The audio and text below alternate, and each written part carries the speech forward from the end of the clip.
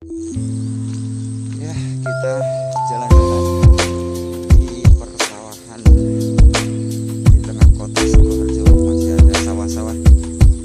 Kita coba jalan-jalan 1-2 jam biar fit. Oke. Mari saya ada pertanyaan nih buat abang nih.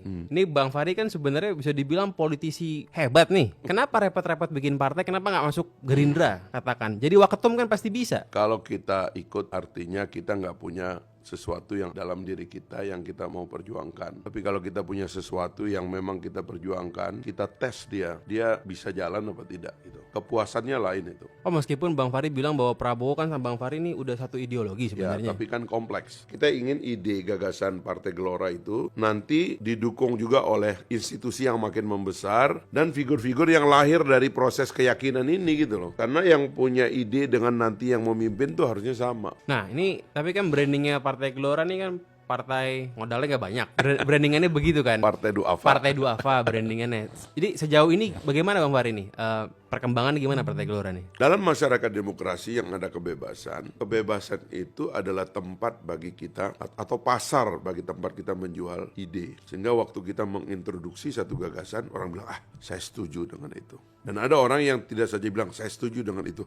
Saya setuju, saya mau berkorban untuk itu. Nah, apalagi ketua umum kita ini, Pak Anies Mata, itu seorang cendekiawan, seorang ulama, seorang yang ahli fikih, pengetahuan.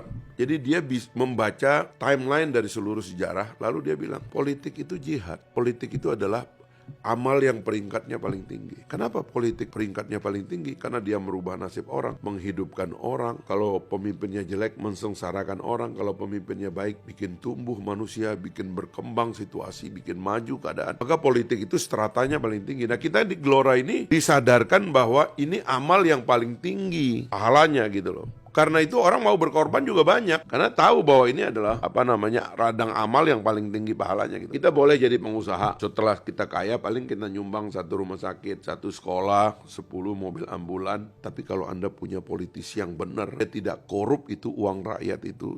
Dia jaga amanah, Anda bisa membangun ribuan sekolah, ribuan rumah sakit, ribuan ambulan, dan bahkan bisa ngasih makan gratis kepada anak Indonesia. Kiba, kanal informasi baru Anda.